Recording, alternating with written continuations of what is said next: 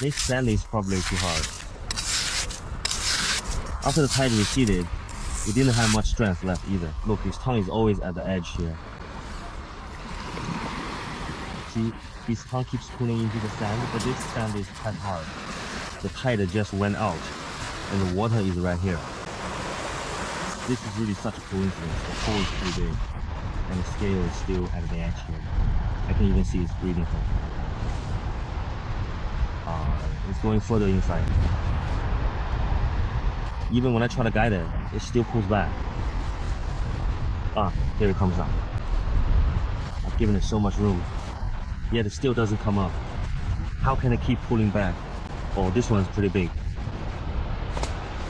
Let's pull it off. It's stuck right here. Look at its flesh. We keep pulling inward. This one's not small. Look at my hand, it's about the same size as my hand, not counting its nose. This size is considered large. Now that the weather is cool, its tongue isn't very active. If it were warmer, its tongue would keep retracting inside, and this side would collapse right away. Look at this. Clam spotted it from the other side. It's really lucky. If I had waited a bit longer, it would have been washed out to sea with the tide. In places with running water like this, sometimes you can even find those big surf clams. If one side collapses, you can see it right away. There's no need to dig yourself. Below here is a barrel. Judging by the shape, it's a crab. This one should be pretty big. This is a swimming crab. This kind, with 2 female crabs, is really plump. The round ones are flower crabs, not flower crabs, but roe crabs. Very few people actually eat these roe crabs. I'll leave it here. This one can be taken with us. Now that the weather is cooler, these female crabs are especially plump, and this roe crab is actually quite big. Even if it's big, we don't want it.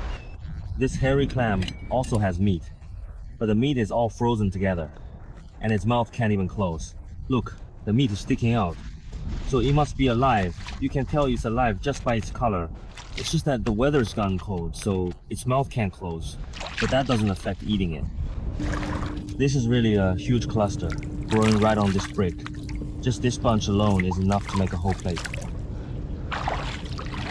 Now, a lot of this seaweed doesn't get exposed at low tide, so you can only find some in the water. Here's an octopus. Can you see that the color of the sand in front is different? That's all sand it has spit out. This octopus is lying in the sand here, hiding under this seaweed. The water is so cold. I feel like the octopus is almost frozen. This cat's eye snail always exposes half of itself when lying in the sand. If it didn't show this half, it would be hard to spot, but once it does, you can see it right away. Its head isn't big, but it's quite juicy. These small cat's eye snails absorb a lot of water, so there isn't much sand inside them.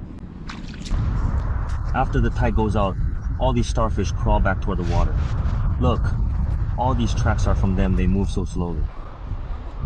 This one isn't very big. Let me give it a hand. At this pace, it would take several tides to get across 3 days, and it still wouldn't make it.